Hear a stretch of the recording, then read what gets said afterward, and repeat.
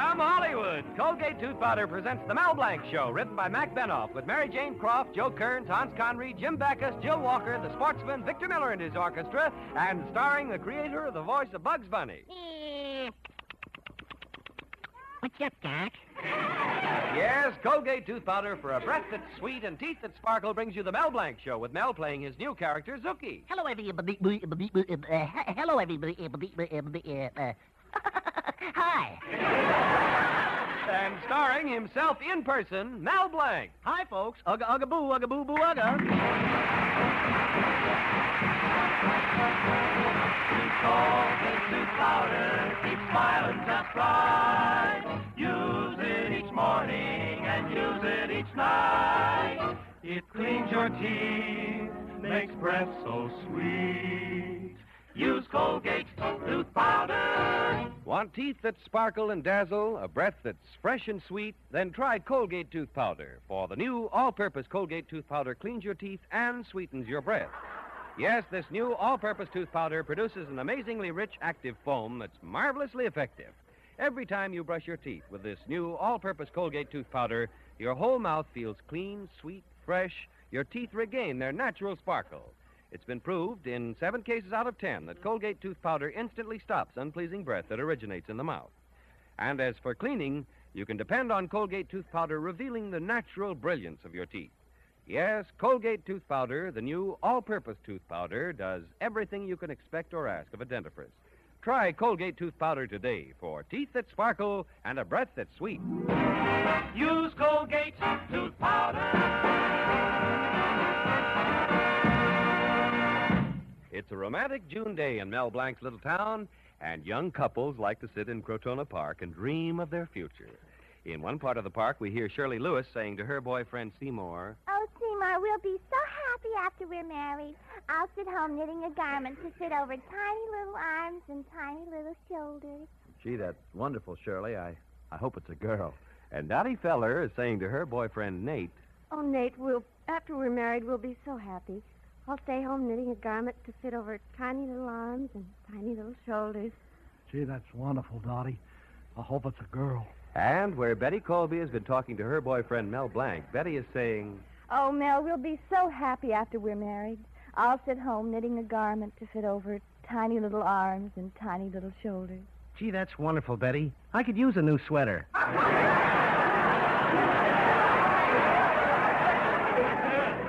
Mel, I'm talking about children. Don't you want to have children? What are you laughing at? I said, don't you want to have children? Yeah, but wouldn't it be easier if you had them? Well, anyway, I can't support a family, not with the cost of living what it is today. Yes, the cost of living's really high, isn't it, Mel? Betty, the cost of living is so high right now that it's cheaper to drop dead. No, but the public is getting wise. They're demanding more for their money. What do you mean? Well, take the movies. During the war, when things were good, they showed Mrs. Miniver. But now that things are bad, they have to show the two Mrs. Carrolls. Mel, this is no time to joke. We can't expect any help from my father either. He's terribly worried about the new supermarket that's opening right next to him. He may lose all his money. Ah, money. Why do people always worry about money? Always engaged in the frantic pursuit of the ever-elusive dollar, giving their lives false values. Work is the solution to man's ills. Contentment and peace can only be found in good, honest labor. Why, no, that's beautiful. Where did you hear that? When I went to collect my unemployment check.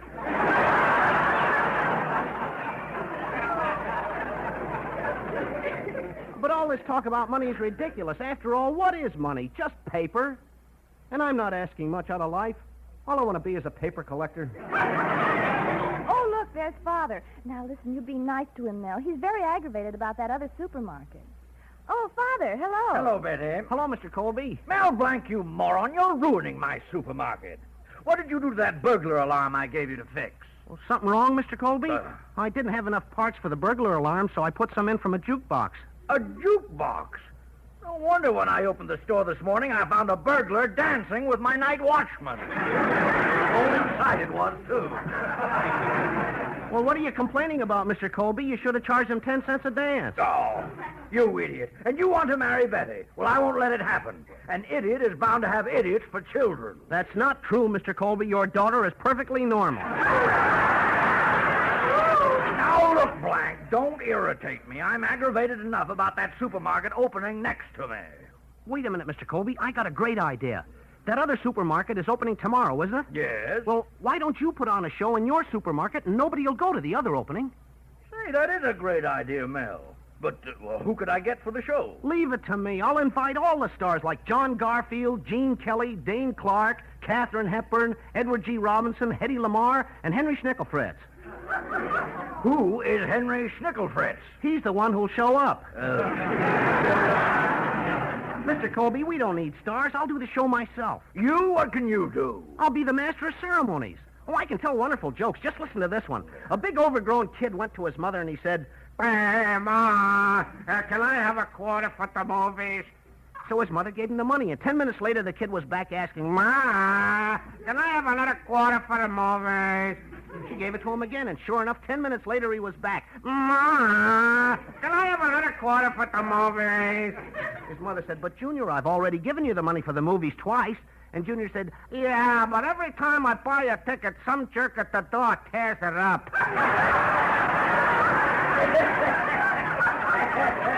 Well, that was very funny. Well, if you can put together an act like that, I guess I can make you master of ceremonies. Well, you won't be sorry, Mr. Colby. Now I gotta beat it back to the fix-it shop. I'll write down the jokes I'll tell and have Zuki bring the act over to you. So long, Mr. Colby. So long, Betty.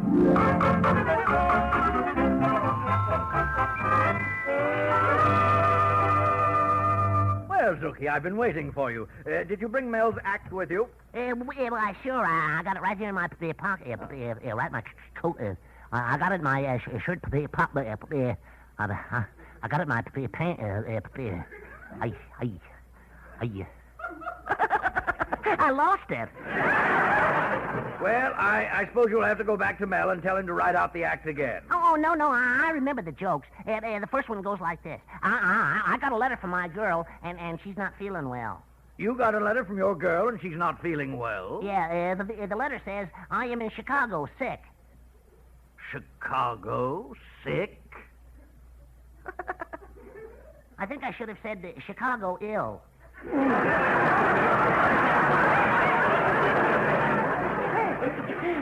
Hey, ain't that a ain't that a hum da ding all aboard? Ain't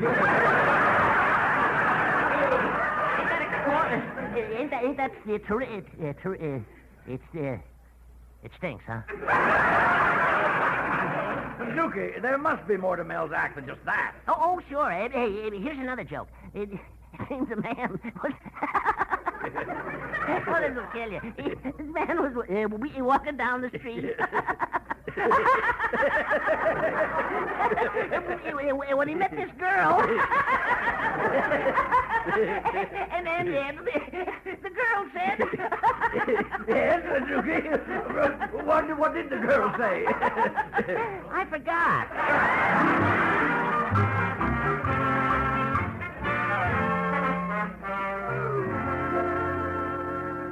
Well, Zuki ought to be here soon. Hope nothing went wrong.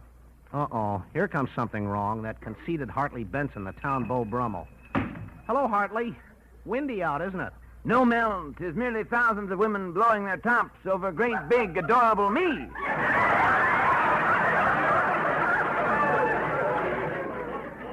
In fact, I know myself like an open book. I'd marry myself if I could only cook.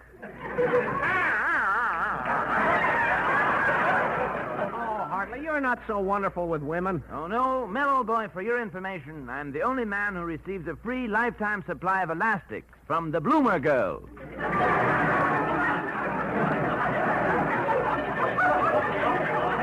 Oh, you're exaggerating. Mel, old boy, have you seen the new telephone directories? On the cover it says, housewives for the time of the day, dial Maine 3131. But for the time of your life, dial Hartley Benson. Hartley, you must think you're the greatest Romeo in the world. Mel, form your own conclusion. But the women have gotten together and are sending me to a furniture store to have my lap upholstered.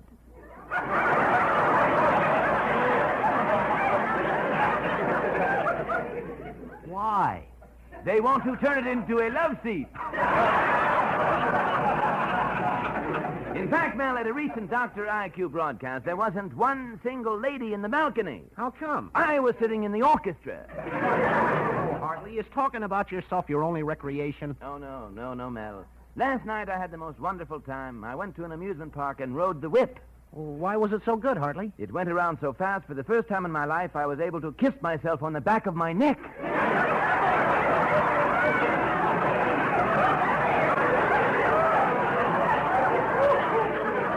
Then I went to the fish exhibition. I was standing there when an octopus grabbed me in her enormous tentacles. Did she crush you? No, just hugged. So you see, Mel, I even attract fish. Sure, they're crazy about worms. Mel, you touched me to the quick, but it makes me very happy to deliver this message to you. Mr. Colby thought the jokes you wrote were so terrible that he's appointed me Master of Ceremonies. What? That's right. He doesn't even want you around the supermarket tomorrow night. You're through. Well, I must be going. I'm such a lovely thing. I'm giving myself an engagement ring. Oh, Mel, nice seeing me.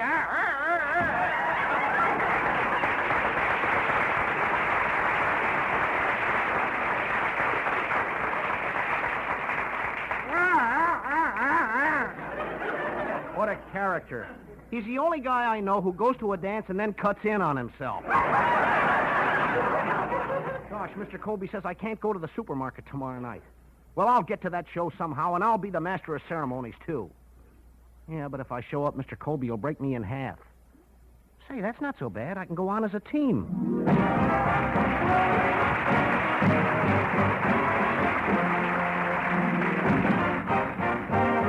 Use Colgate tooth powder, keep smiling just right. Use it each morning and use it each night. It cleans your teeth, makes breath so sweet.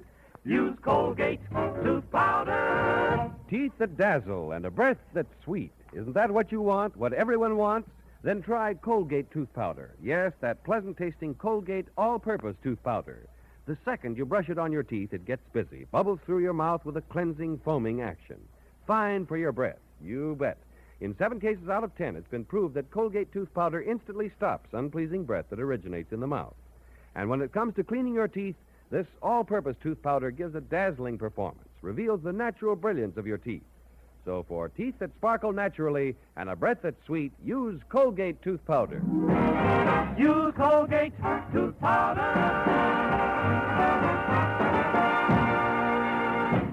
And now, Victor Miller and the orchestra with their arrangement of In My Adobe Hacienda.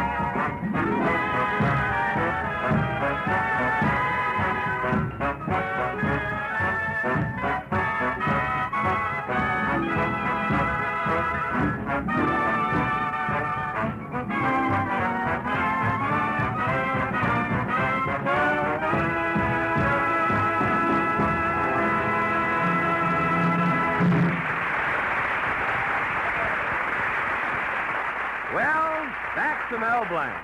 Mel was going to be master of ceremonies at the big show in Colby Supermarket and thereby draw customers away from the rival market's grand opening, but his jokes were so bad that Mr. Colby fired Mel and is hiring Hartley Benson to do the job.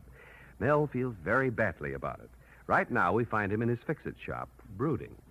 What's the use of worrying? There's such a lump in my throat, I'll have to wash it down. Well, I'll pour myself a glass of water.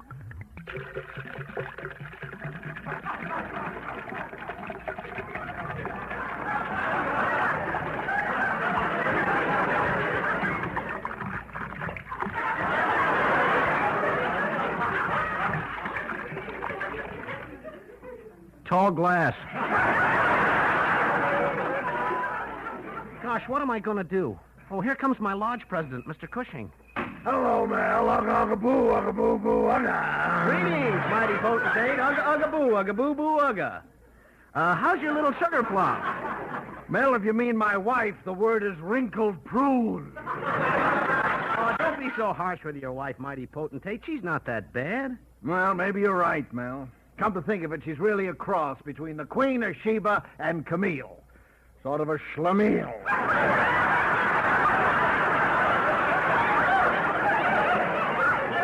She made a new rule in the house, Mel. She said, John, no matter how much we argue, before you go to sleep, you've got to kiss me. Have you stopped arguing? no, but I haven't been to bed for a week. What a woman. Mel, you've seen perfumes with names like Linger a Moment, or Stay a While. Well, I'm making one especially for my wife. What's it called? Run for the Hills. Mel, she was even ugly on the day we were married. Oh, mighty potentate, a bride always looks beautiful when she walks down the middle aisle. Mel, she didn't walk down the middle aisle. When the preacher saw her face, he sneaked her in through the back door.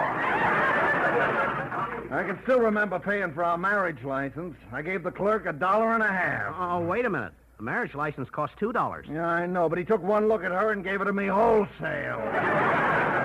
What a woman. The other day we were out hunting. I was standing there with a gun in my hand when my wife said, John, don't just stand there. Shoot that crow. Go ahead, John. Shoot the old crow. Gad, what a temptation.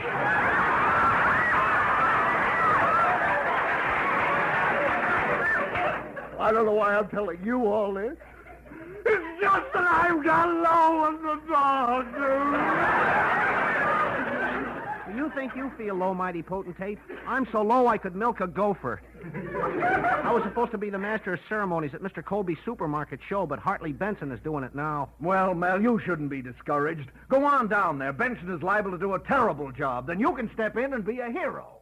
Gosh, mighty potentate, that's what I like about you. You never give up. You never say die. What's the use, Mel? For 20 years I've been suggesting it to my wife, but nothing happened.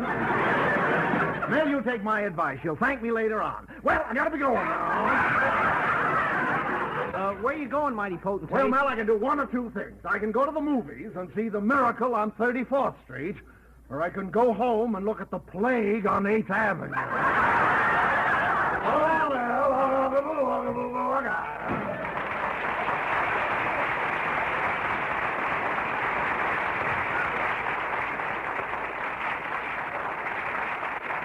Well, maybe the mighty potentate is right. Hartley Benson is liable to lay a big egg, and then my chance will come. I'll go right up on that stage and hatch it.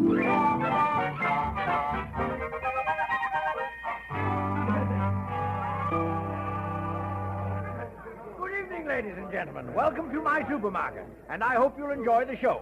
Without further ado, I present our master of ceremonies, your friend and mine, Hartley Benson. Yes. Well, how do you do? What lucky people you are sitting down there and looking up at great, big, adorable me. First, I shall do my famous impersonation of Gary Cooper with the assistance of Miss Betty Colby, who is almost as beautiful as I am. Oh, Gary, isn't it wonderful that we should meet here alone in this corral?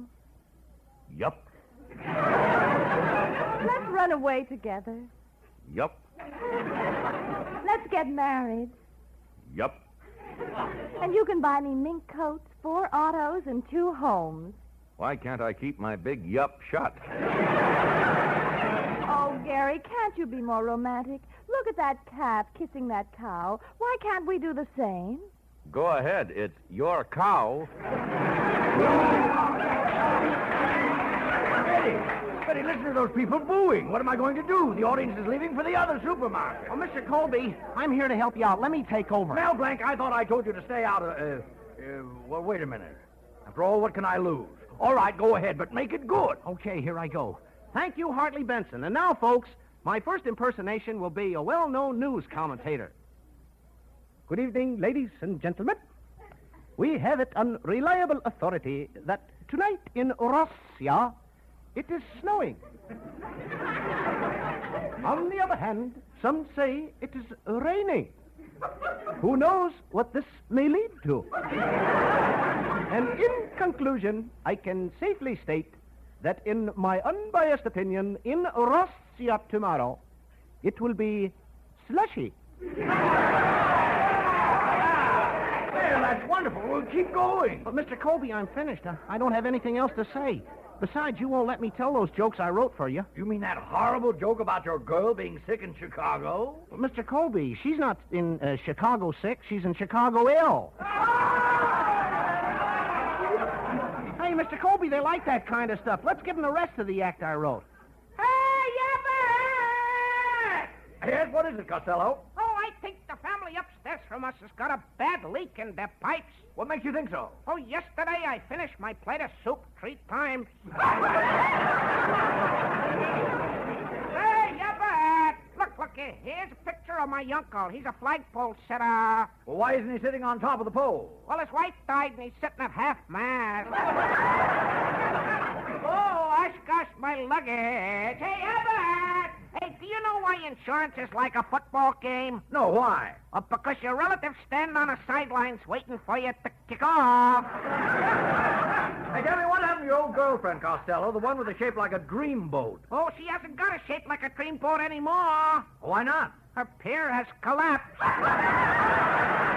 just a minute, Costello. Oh, I'm a bad boy.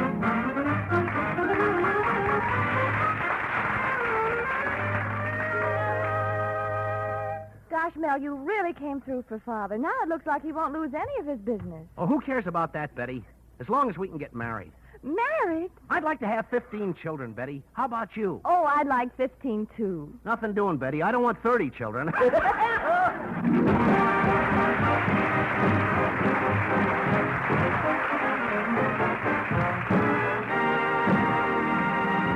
This is Bud Easton reminding you that Colgate tooth powder for a breath that's sweet and teeth that sparkle brings you the Mel Blanc Show every Tuesday night at this time. Be sure to join us again next Tuesday night for more fun with Mel and the people you'll meet in Mel Blanc's Fix-It Shop. Say hello to Halo Shampoo for naturally bright and beautiful hair. Remember, even finest soaps and soap shampoos hide the natural luster of your hair with dulling soap film. But Halo Shampoo contains no soap, therefore leaves no dulling soap film. Even in hardest water, Halo makes oceans of rich, fragrant lather, quickly banishes loose dandruff and dirt. Halo needs no lemon or vinegar rinse. Say hello to Halo and goodbye to dulling soap film. Get Halo Shampoo at any cosmetic counter. Remember,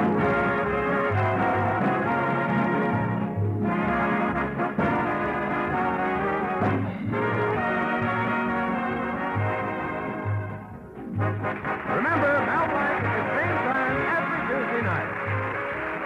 This is CBS, the Columbia Broadcasting System.